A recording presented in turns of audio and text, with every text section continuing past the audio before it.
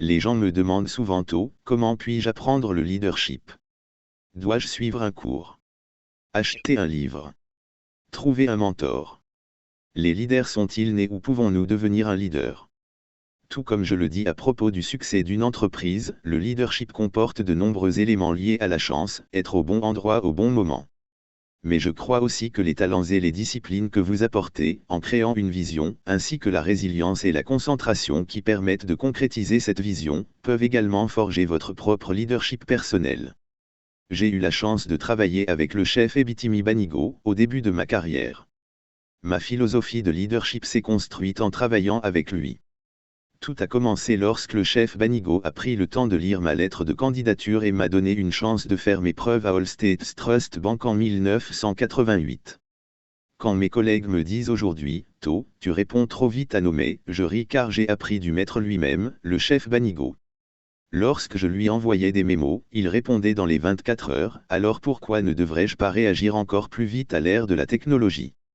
Ce sont quelques-unes des valeurs de leadership que j'ai apprises au cours de mon séjour avec le chef Banigo, et je les mets toutes en pratique aujourd'hui. Les leaders doivent exiger l'excellence, ce n'est qu'en faisant un effort supplémentaire et en nous poussant que nous pourrons vraiment nous développer et nous démarquer. Le travail acharné et l'excellence ont amené mes patrons Toyin Akin Johnson et Ebitimi Banigo à le remarquer et, par la suite, à croire en moi. À 27 ans, je suis passé du statut de stagiaire à celui de patron lorsque j'ai été nommé directeur d'agence, le plus jeune directeur d'agence bancaire de l'époque. Toutes les choses que j'ai apprises plus tôt ont été payantes et j'ai continué à apprendre.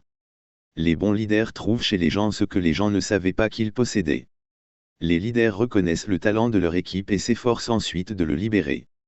Quand je travaille pour atteindre mes objectifs, mais aussi pour libérer les compétences de mes équipes. Je sais que tout le monde avec qui je travaille a un énorme potentiel pour moi, mon succès dépend également du succès des autres, du développement et de l'agrandissement de leurs talents, qui est le fondement de notre croissance au sein du groupe Herzl Rollins. Cette concentration sur le talent, les équipes et la transformation personnelle est la raison pour laquelle j'insiste tant sur la création d'institutions, de cultures et de parcours où le capital humain peut prospérer. C'est pourquoi je suis un investisseur dans des entreprises, mais aussi des entrepreneurs à travers l'Afrique. Les leaders doivent prêcher par leurs paroles, un leader doit être cohérent. Les gens veulent faire confiance à un leader qu'ils croient intègre. Le leadership ne consiste pas seulement à dire aux gens quoi faire, il s'agit aussi de donner l'exemple. Un bon leader doit donner l'exemple et mettre en pratique ce qu'il prêche, cela démontre l'intégrité, cela renforce la confiance et le respect. Les leaders doivent transmettre leurs connaissances. J'ai bénéficié du mentorat du chef Banigo de la All States Trust Bank. Il m'a aidé à développer ma réflexion stratégique, mes cadres de référence et à canaliser mes idées en actions concrètes, de sorte que lorsque le moment de l'opportunité est arrivé, à l'âge de 34 ans, j'ai eu la confiance en moi nécessaire pour rassembler un petit groupe.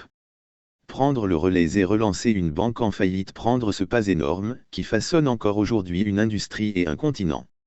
Aujourd'hui, lorsque je suis confronté à une situation impossible, je me demande, que ferait le chef Banigo? J'ai travaillé avec le chef Banigo de 1988 à 1995, jusqu'à aujourd'hui, c'est vers lui que je me tourne lorsque j'ai besoin de conseils.